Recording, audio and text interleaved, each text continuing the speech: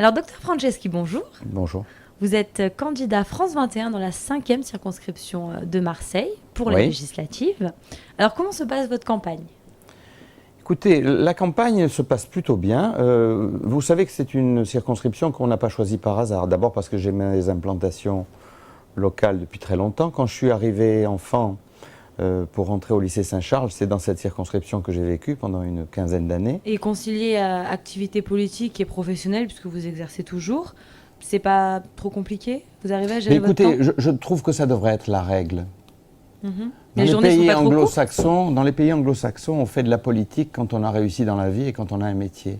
Ici, on fait de la politique pour réussir dans la vie. Alors, moi, je suis hostile aux professionnels de la politique et j'estime qu'on devrait faire de la politique pour en faire quelque chose d'un petit peu désintéressé quand on veut s'occuper des autres.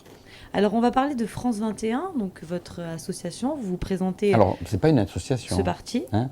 Ouais. Ça va devenir un parti politique. Mhm. Nous avons à peu près 1500 inscrits à France 21 dans toute la région.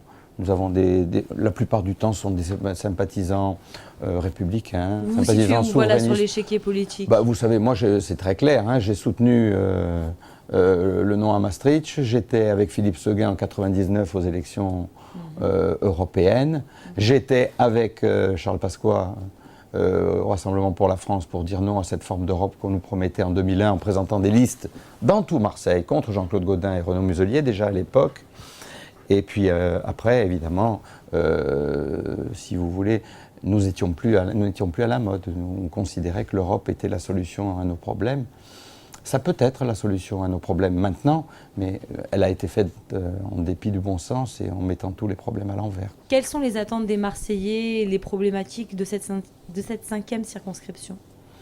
Eh bien, je ne pense pas qu'il soit différent des autres circonscriptions. Alors, avec effectivement, je vous dis, un noyau bourgeois qui est plus important que dans les quartiers nord ou les quartiers est, mais cela étant, les problématiques, c'est toujours les mêmes à Marseille. C'est la sécurité, c'est vivre à peu près correctement, récupérer une certaine vie sociale qui a largement continué à disparaître au cours des 20 dernières années.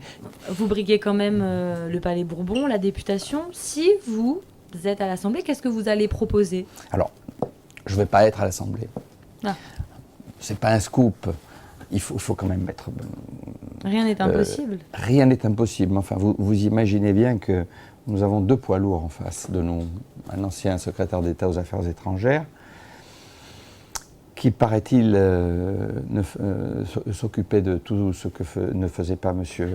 Dominique de Villepin à l'époque. Et puis un nouveau ministre avec une grande responsabilité qui est celle des handicapés. Peut-être on pourrait envisager avoir une carte à jouer, mais non, je ne crois pas. Le deuxième tour sera Muselier contre Marie-Arlette Carlotti. Et donc, effectivement, avec des personnalités de poids comme ça, ce qu'on peut faire, c'est demander à influencer un petit peu le second tour. Nous aurons notre mot à dire.